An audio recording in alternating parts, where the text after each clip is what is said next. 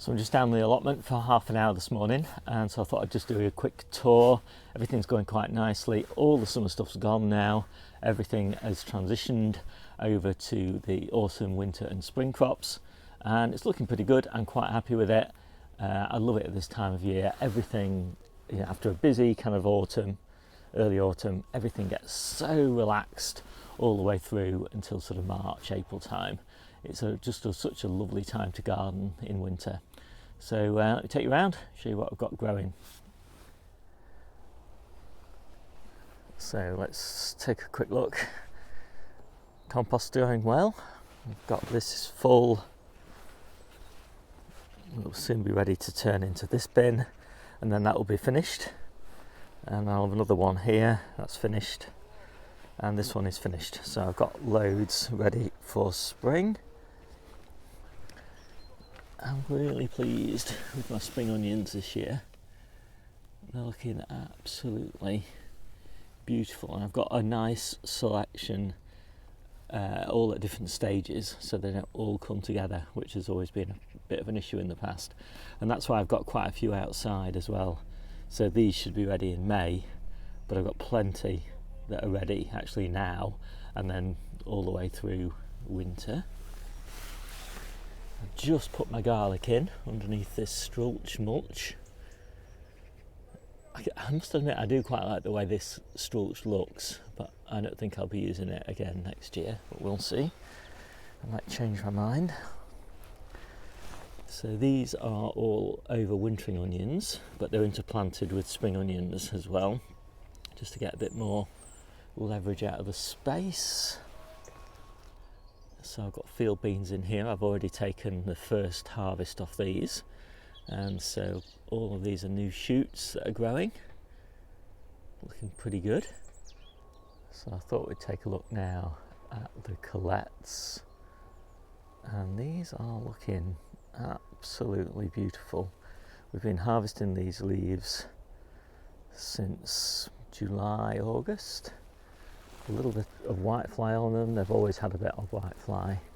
It's not a problem. The leaves are still absolutely gorgeous at the top. We're just taking off the lower leaves that have got the sooty mould on them. The plants just keep responding with more top growth. And if we kind of go down here and take a look, the colettes on the stems are starting to form nicely now, and the ones at home are actually ready. I'll just pop a video up of those so you can see them. So we're getting a nice successional harvest here. Now these baby leeks down here, they're getting a bit of sun, so they're starting to thicken up quite well. And these baby leeks underneath the Brussels sprouts, they're starting to come on okay. The Brussels sprouts themselves forming quite nicely. These are the red ones. These always come a bit late. Green ones down there looking not too bad. More leeks down there looking quite good. Not brilliant. And then I've just got a few lettuces, a few spring onions, and my last succession of turnips. And these are under one of these little low covers. So I think let's just take a look at the purple sprouting broccoli.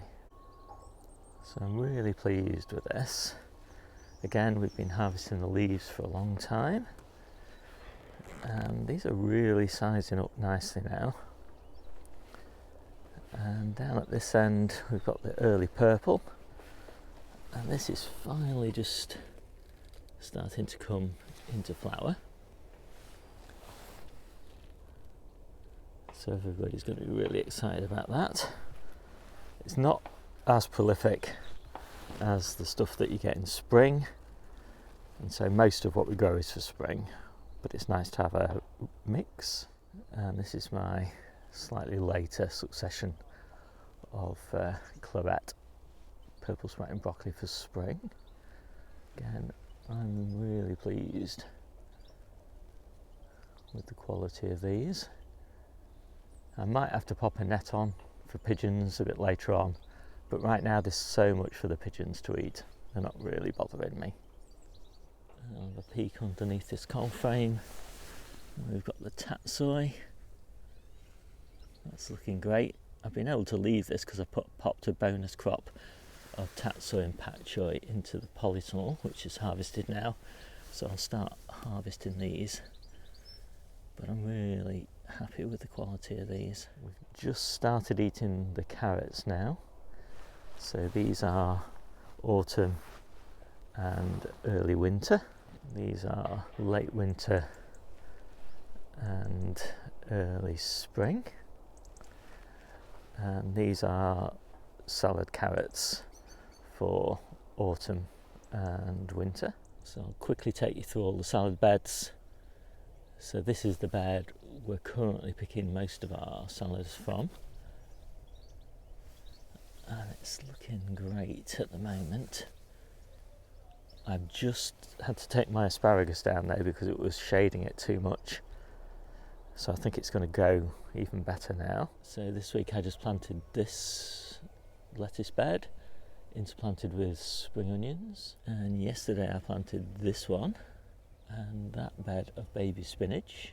And I've got another bed of spinach here with radish at the front. And this is the spinach that we're currently harvesting.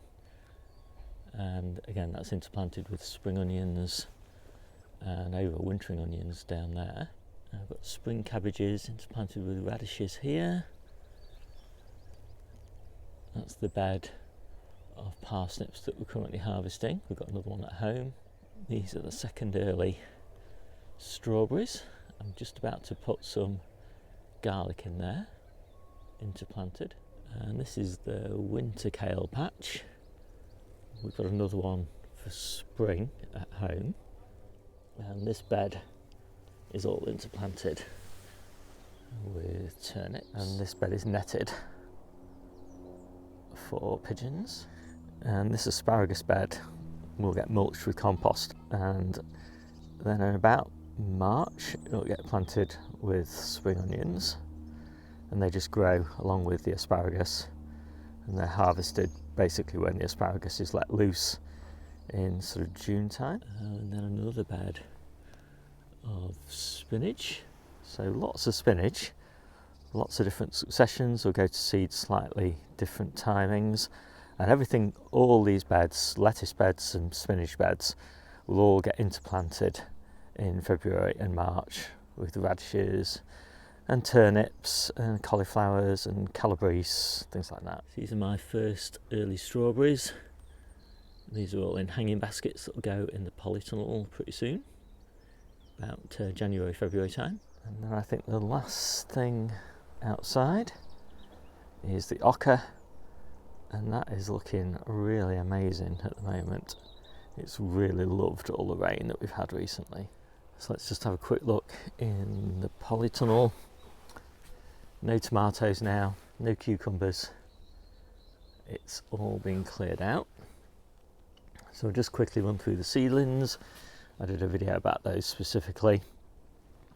Overwintering brassicas, calabrese, cabbages, cauliflowers.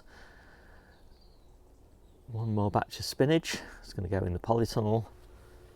Just a few spare lettuces. Most of the lettuces for the polytunnel are back home. Spring onions for the polytunnel, celery for the polytunnel. These containers are for carrots to be sown late October, early November. And then these are the main, this is the main salad bed. And then this bed is temporary planting, just to be harvested next week, maybe a little bit into the week after. And then all of this bed, apart from the parsley, is going to be replanted with celery and lettuces. 3 more tubs of carrots for spring. And then these are carrots that we'll keep in these containers until April. I would normally leave the tops on for a bit longer, but unfortunately they all got mildew. And I really don't want mildew in here because of my new carrots. So I took all the tops off. They're starting to regrow pretty quickly, and these will keep on growing for a while. And then they're the carrots we'll eat in April. And then down here we've got baby leaf chard for the salads, radishes to be harvested over the next 2 weeks and replanted with lettuce or spinach, whichever one comes ready first. And then turnips to be harvested over the next 2 or 3 weeks, assuming they grow fast enough, and then replanted with lettuce or spinach.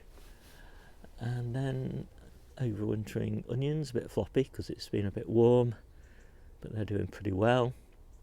So those are my early onions for next year, which should be ready in May.